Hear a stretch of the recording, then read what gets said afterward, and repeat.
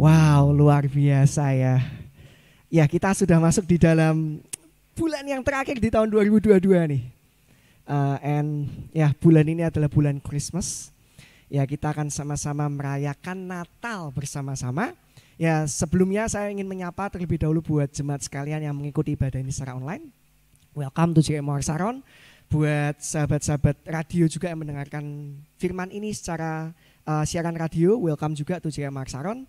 Ya, jadi tetap sesuai dengan apa yang Bapak Gembala sudah sampaikan di bulan ini, yaitu Healthy Home.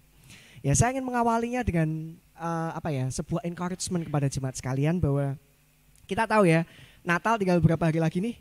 14 hari lagi ya. 25 Desember kita akan sama-sama merayakan Natal. Nah, di sini saya ingin encourage juga kepada setiap jemaat yang ada bahwa mari kita sama-sama merenungkan bahwa Natal itu bukan hanya sekedar event atau sekedar program gereja. Setiap tahun harus ada Natal, ya. Tetapi ada makna yang lebih dalam lagi, yaitu adanya kelahiran yang harus kita syukuri. Ya, jadi kita tahu bahwa Natal itu bukan hanya sekedar event, tapi kita tetap harus percaya bahwa ada kelahiran yang harus kita syukuri. Sebab oleh karena dia lahir ke dunia ini, maka kita bisa menjadi orang-orang yang diselamatkan dan kita semua bisa menjadi anak-anaknya. Ya, saya akan membuka ayat firman Tuhan pada pagi hari ini di Mazmur 100 ayat yang ketiga, bahasa Indonesia masa kini. Ya, terjemahan bahasa Indonesia masa kini dikatakan demikian. Ingatlah bahwa Tuhan itu Allah. Ia menciptakan kita dan kita miliknya. Kita umatnya, bangsa yang dipeliharanya. Nah, pagi hari ini saya ingin mengatakan bahwa Tuhan Yesus lahir ke dunia ini supaya kita percaya bahwa kita adalah miliknya. Ya, kita pegang ini sama-sama terlebih dahulu. Dia lahir ke dunia ini supaya kita percaya bahwa kita adalah miliknya. Nah, pagi hari ini kalau jemaat sekalian membaca buletin ya di bulan ini bahwa kita tahu kekristenan bukan hanya kita ini sekedar percaya saja. Melainkan kita juga punya rasa memiliki dan dimiliki oleh Kristus. Garis bawah di sini adalah adanya hubungan. Ya, dan saya setuju bahwa dengan yang disampaikan Bapak Gembala minggu lalu, encourage kepada jemaat semua untuk yuk kita sama-sama ajak keluarga kita, ajak saudara-saudara kita untuk bisa hadir di dalam perayaan Natal gereja yang akan diadakan di tanggal 24. Ya, dan terlebih itu mungkin minggu depan kalau mau langsung diajak juga, ayo kita encourage kepada jemaat sekalian dan mungkin bisa info ke Asyir ya yang ada ya. Minggu depan saya mau ngajak papa saya, minggu depan saya mau ngajak adik saya yang belum lama ini tidak ke gereja gitu. Nanti mungkin bisa disediakan hot seat ya. Para Asyir ya. Ya, jadi tanggal 24 kita ada perayaan Natal dan ya saya encourage jemaat semua untuk bisa mengajak keluarga-keluarga yang ada. Dan saya ingin mengatakan bahwa ketika kita mengajak mereka adalah bukan supaya tempat ini penuh. Jemaat sekalian, kita mengajak mereka supaya kita tahu bahwa kita adalah utuh. Ini yang penting. Ya, bukan kita mengajak supaya ini kelihatan kursinya kosong-kosong nih. Semuanya dari Koiman kemarin bilang ngajak ya semua, enggak.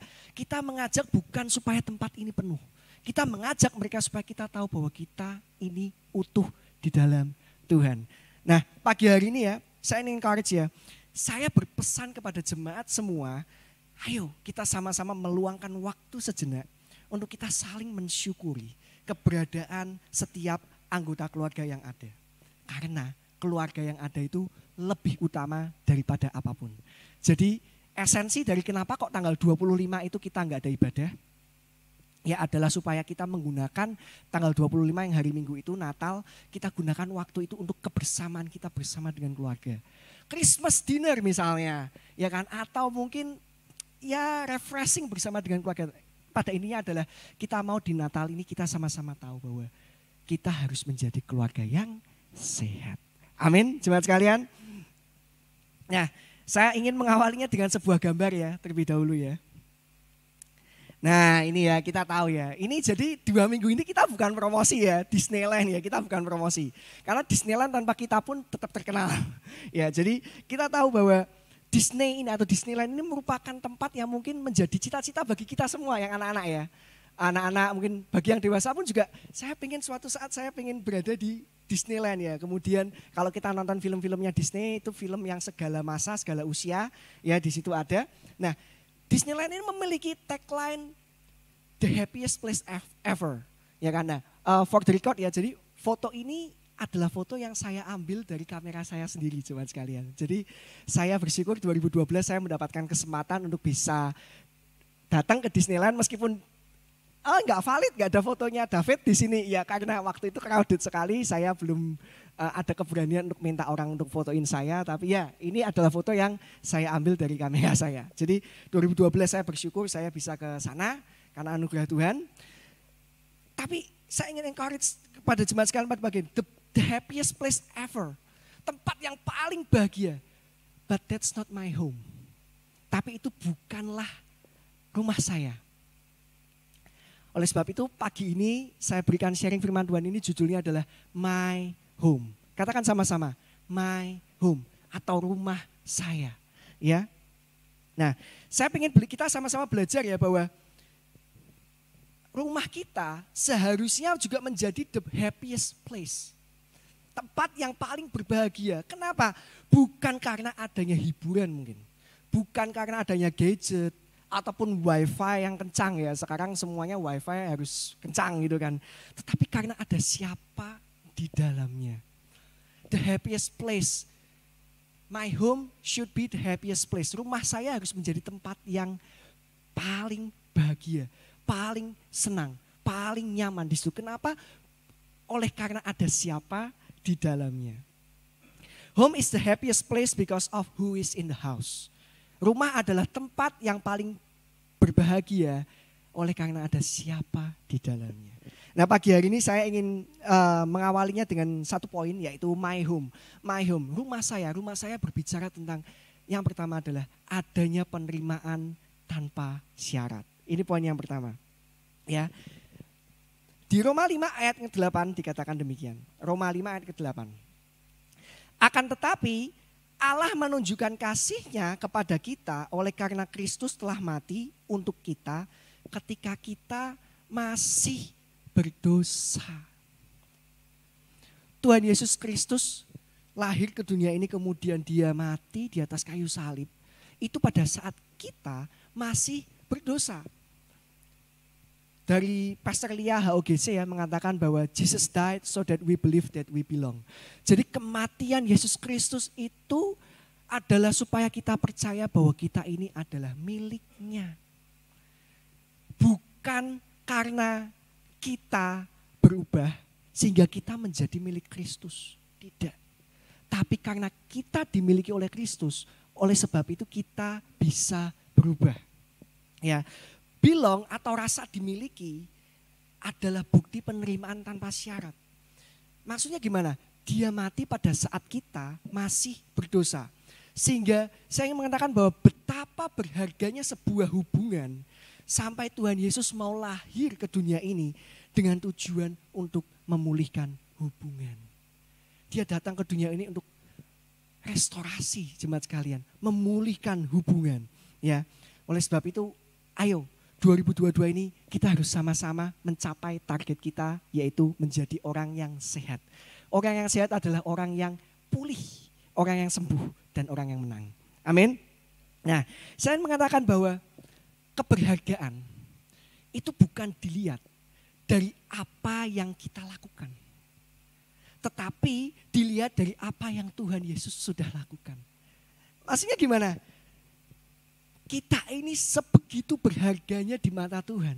Sampai Tuhan Yesus itu mau lahir ke dunia ini buat kita semua. Terlepas apapun dosa kita, terlepas apapun yang menjadi kesalahan-kesalahan kita, Dia tetap mengasihi kita. Amin. Oleh sebab itu bukan karena kita sudah berbuat benar, maka Tuhan mau menerima kita. Tetapi saat kita tidak berbuat benar, ataupun kita sedang berada di dalam dosa, Dia sudah menerima kita. Oleh sebab itu, saya lanjutkan ya. Masihkah kita mau hidup di dalam dosa saat kita menyadari bahwa Tuhan sudah menerima kita tanpa syarat? Masihkah kita mau hidup di dalam dosa saat kita menyadari bahwa Tuhan sudah menerima kita tanpa syarat? Kemudian dia berkata, saya hanya manusia yang tidak terlepas daripada kesalahan. Oke, enggak masalah. Kita adalah manusia yang tidak terlepas dari kesalahan. Tetapi ketika kita menyadari bahwa kita punya Yesus Kristus yang mengasihi kita dengan luar biasa, masihkah mau kita terus berbuat kesalahan demi kesalahan? Ya. Lukas 15 ayat yang ke-20 sampai dengan ke-24. Ketika saya merenungkan firman ini, ketika saya merenungkan poin ini ya, ada penerimaan tanpa syarat. Saya melihat satu contoh yang sempurna ya, jadi yaitu tentang perumpamaan anak yang hilang. Kalau kita lihat di Lukas 15 ayat ke-20 sampai dengan 24 itu, kita baca sama-sama. Maka bangkitlah ia dan pergi kepada bapaknya. Ketika ia masih jauh, ayahnya telah melihatnya. Lalu tergeraklah hatinya oleh belas kasihan. Ayahnya itu berlari mendapatkan dia lalu merangkul dan mencium dia. Kata anak itu kepadanya, Bapa, aku telah berdosa terhadap surga dan terhadap Bapa. Aku tidak layak lagi disebutkan anak Bapa. Tetapi ayah itu berkata kepada hamba-hambanya, lekaslah bawa kemari jubah yang terbaik. Pakaikanlah itu kepadanya dan kenakanlah cincin pada jarinya dan sepatu pada kakinya. Dan ambillah anak lembu tambun itu, sembelilah dia dan marilah kita makan dan bersukacita. Sebab anakku ini telah mati dan menjadi hidup kembali. Ia telah hilang dan didapat kembali. Maka mulailah mereka bersukaria. Ayahnya itu berlari mendapatkan dia, lalu merangkul dan mencium dia. Wow, ini kalau kita renungkan sama-sama ya. Kasihnya itu luar biasa sekali jemaat sekalian. Perumpamaan tentang anak yang hilang ini mengajarkan penerimaan yang luar biasa. Dan saya ingin mengatakan ini bukan berlaku hanya bagi seorang ayah aja. Kadang kita menerjemahkannya secara literat ya bahwa oh ini ayah, oh berarti ayah yang harus melakukan seperti itu. Enggak, ini adalah contoh Bapa di surga. Dan ini juga seharusnya menjadi contoh bagi kita semua. Posisi kita saat ini apa? Adalah seorang ayah ataupun kita seorang ibu. Ataukah ini kita seorang kakak ataupun kita seorang nenek atau apapun itu juga. Saya ingin mengatakan bahwa berlaku bagi siapapun untuk menerima orang yang mungkin sudah berbuat salah kepada kita. Dan saya ingin mengatakan bahwa ketika kita menerima dengan tangan terbuka, wow, itu menandakan adanya kasih yang luar biasa. Nah seringkali ya ketika ada orang datang ingin mengakui kesalahan. Mungkin anak kita berbuat salah. Kemudian dia datang kepada kita, Papa maaf saya sudah berbuat salah. Hari ini saya ngapain. Kemudian apa yang kita lakukan? Tangannya kita seperti ini. Atau bahkan tangan kita malah menuding seperti ini. Tapi apa yang Yesus Kristus ajarkan? Kalau kita berbicara tentang my home, kalau kita berbicara tentang rumah saya, rumah kita, adanya penerimaan tanpa syarat. Ketika kita menerima mereka dengan tangan yang terbuka. Dahsyat sekali, jemaat sekalian. Saya merasakannya sampai wow. Ini adalah contoh yang luar biasa. Ya, pagi hari ini kita sama-sama merenungkannya. Bagaimana kita di dalam keluarga kita saat ini. Maukah kita menerima keberadaan orang di keluarga kita? Terlepas dari apapun kekurangan mereka, terlepas dari apapun kesalahan mereka yang dia lakukan saat dia kembali ke rumah. Kembali lagi ya, my home berbicara tentang bukan apa tetapi siapa di dalamnya. Ya. Dan saya ulangi lagi bahwa Kristus itu mengajarkan hal yang luar biasa ya. Justru karena kita diterima seharusnya kita bisa berubah. Bukan kita berubah terlebih dahulu supaya kita diterima. Seringkali kita menuntut mungkin anak kita untuk berubah terlebih dahulu supaya dia bisa pulang ke rumah.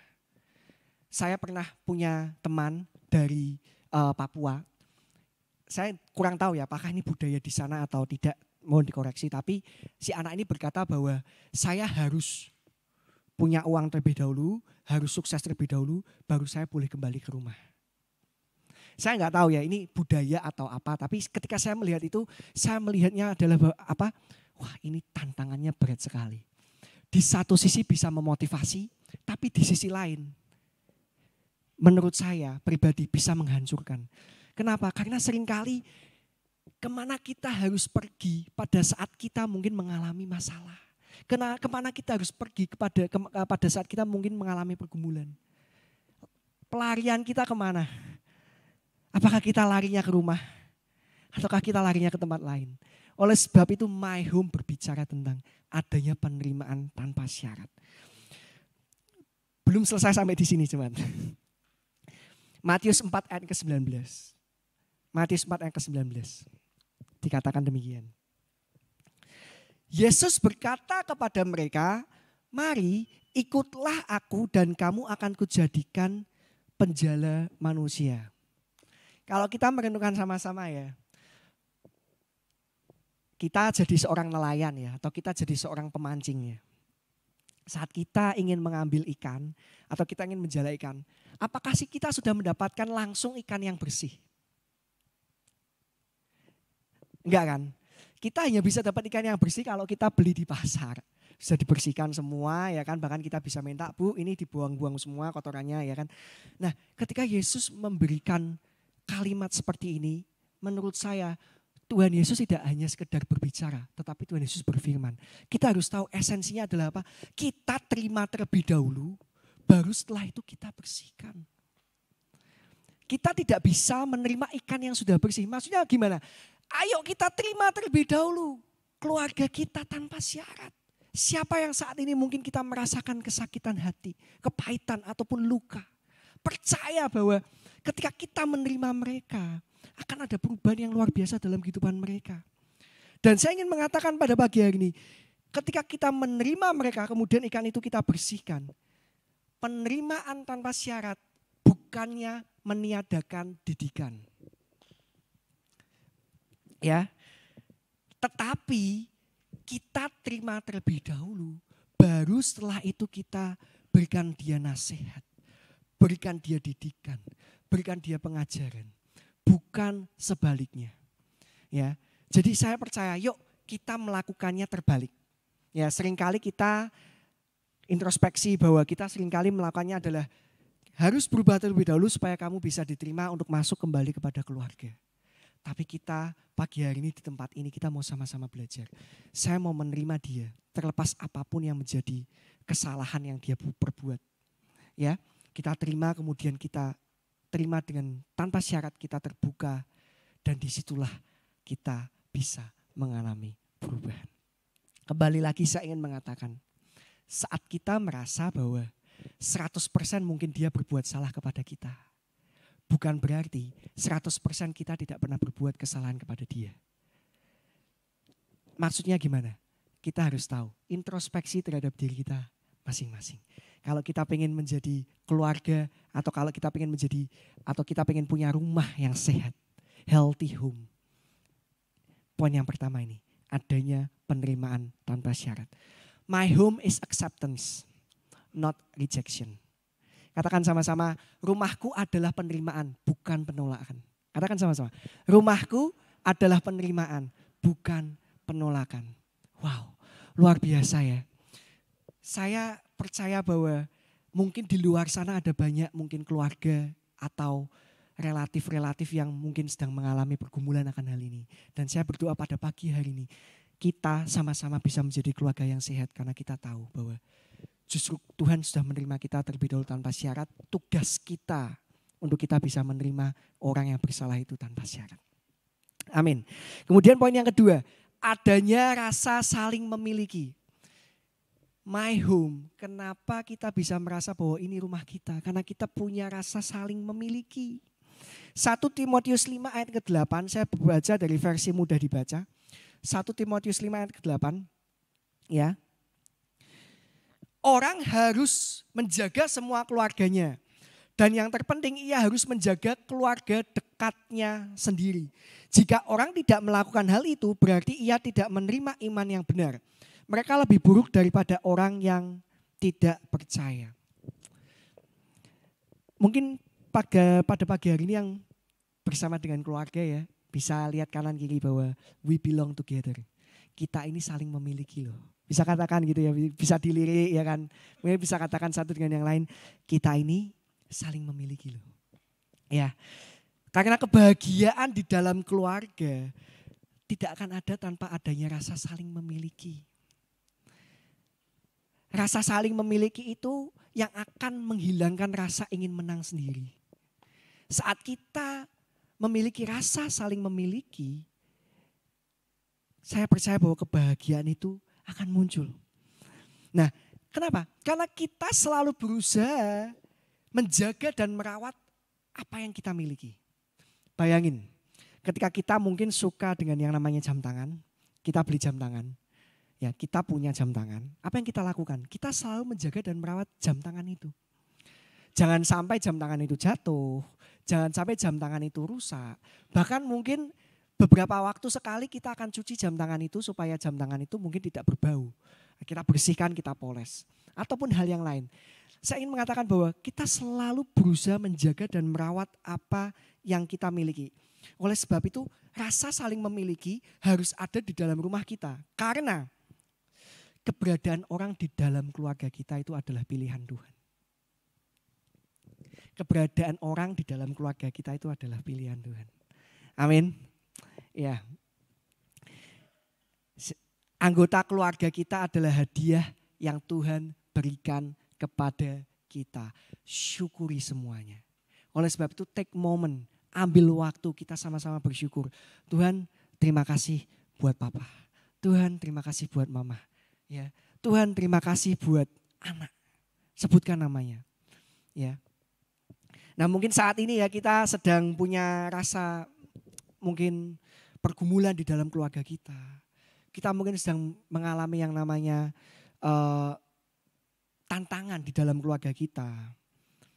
Sedang dalam kondisi mungkin kita berkonflik atau apapun juga. Namun pagi ini yuk kita sama-sama ambil waktu. Kita merenungkan bahwa keberadaan mereka adalah hadiah dari Tuhan. Dan yang terpenting adalah apa? Mereka tetaplah yang terbaik. Keluarga kita adalah tetap yang terbaik. Keluarga kita adalah tetap yang terbaik. Mungkin kita punya saudara ataupun keluarga, adik atau kakak yang mengalami perceraian. Ya, keluarga mereka broken, tapi tetap dia adalah bagian dari keluarga kita dan mereka tetap adalah yang terbaik. Ya. You belong to each other and foremost you belong to Jesus Christ. Kita ini saling memiliki satu dengan yang lain. Dan yang terlebih utama adalah kita ini adalah miliknya Kristus Yesus. Kalau kita mau jadi keluarga yang sehat, pondasinya itu adalah apa? Tuhan Yesus Kristus.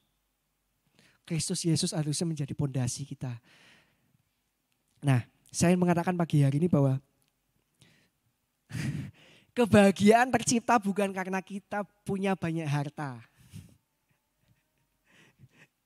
Tetapi dari kebersamaan yang kita usahakan. Amin. Iya, kita memang perlu yang namanya harta gitu kan. Kita perlu yang namanya finance yang berkemenangan. Kita perlu yang namanya bisnis yang bersukses.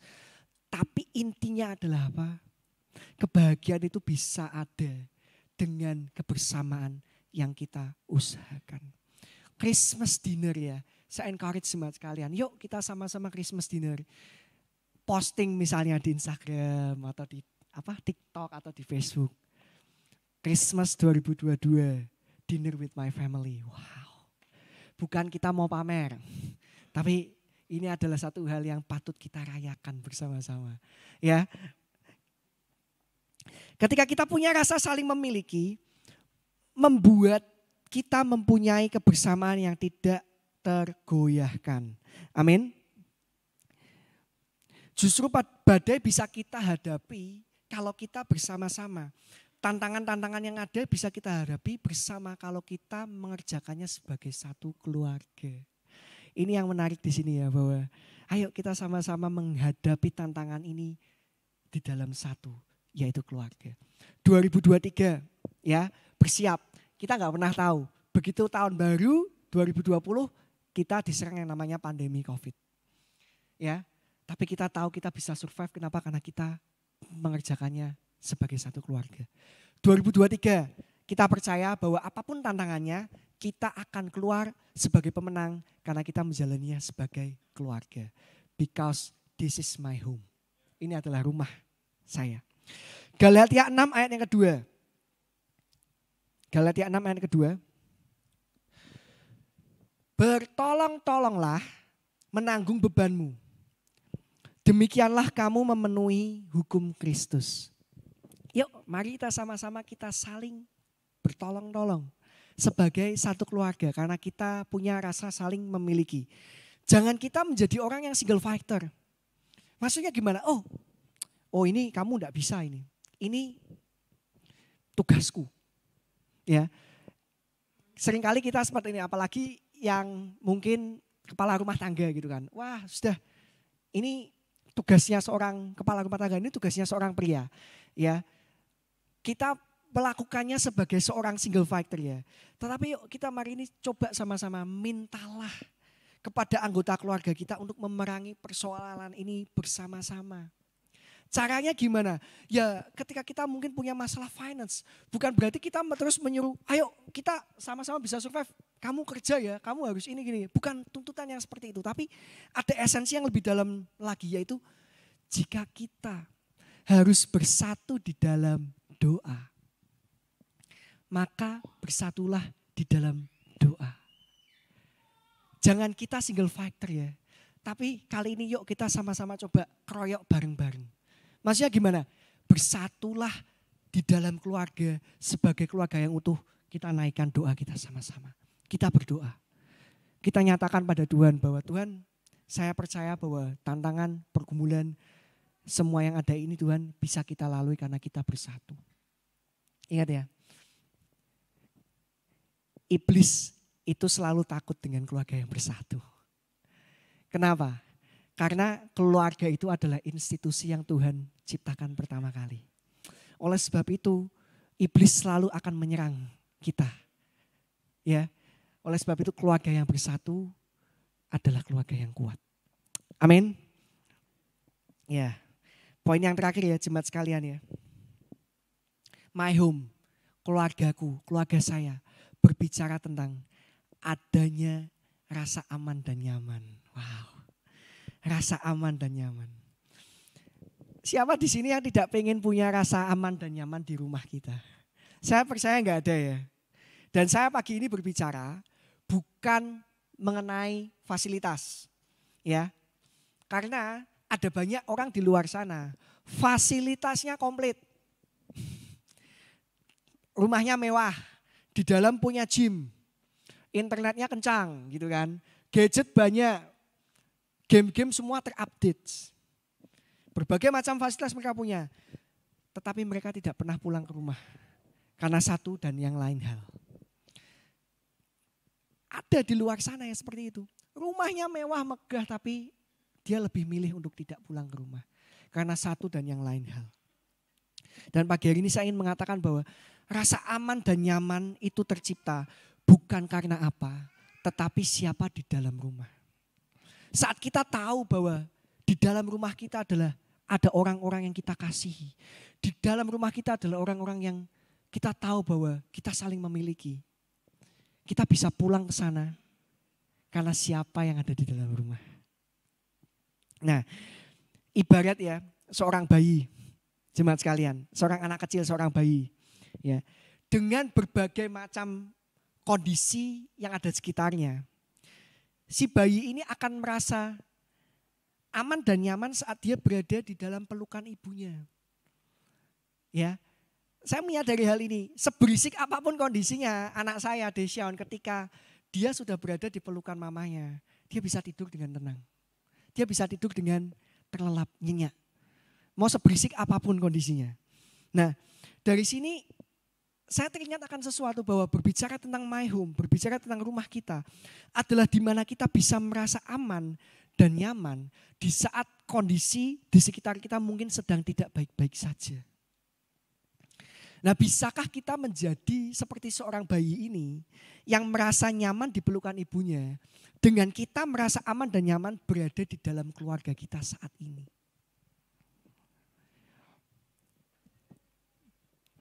Ada banyak orang yang pada saat pandemi mungkin merasa bahwa Saya lebih suka sekolah offline gitu kan, karena saya kurang cocok dengan mama saya kurang cocok dengan papa saya. Justru saat kita mengalami pandemi ini kita sama-sama belajar bahwa yang Tuhan mau adalah kita menjadi keluarga yang kuat. Keluarga yang saling memiliki, keluarga yang saling menolong.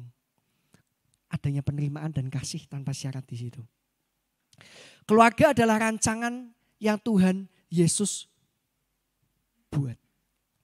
Dan saya percaya bahwa rancangan Tuhan Yesus itu adalah sempurna. Oleh sebab itu, karena saya percaya bahwa rancangan Tuhan Yesus adalah sempurna, rasa aman dan nyaman itu seharusnya ada di dalam rumah kita. Kenapa?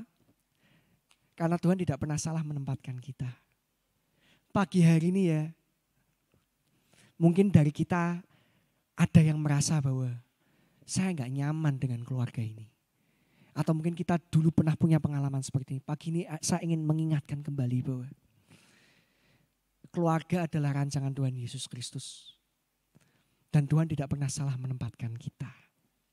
Ya, Tuhan tidak pernah salah menempatkan dia sebagai pasangan kita.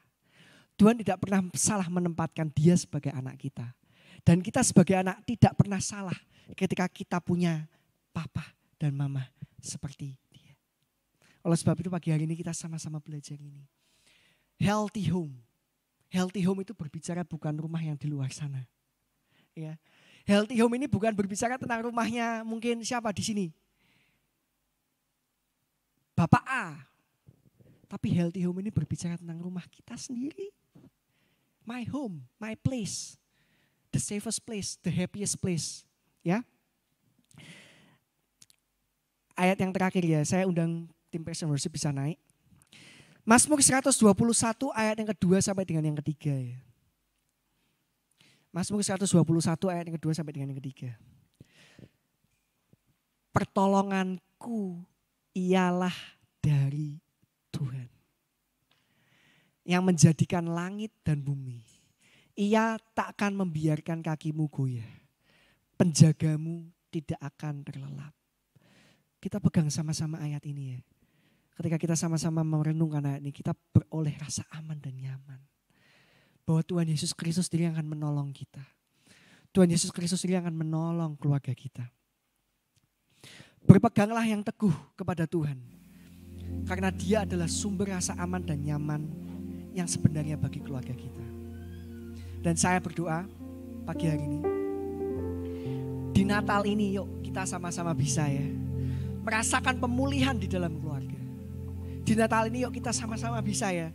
Merasakan terobosan di dalam keluarga. Adanya kemenangan di dalam keluarga. Berkat yang dicurahkan di dalam keluarga. Keutuhan yang ada di dalam keluarga kita. Karena my family is my home. Karena keluarga kita itu adalah rumah kita. Amin. Amin. Kita syukuri sama-sama ya keberadaan orang-orang di sekitar kita. Orang-orang di sekeliling kita ya. Papa mama kita mungkin. Kakak kita, cici kita, pasangan kita, adik kita.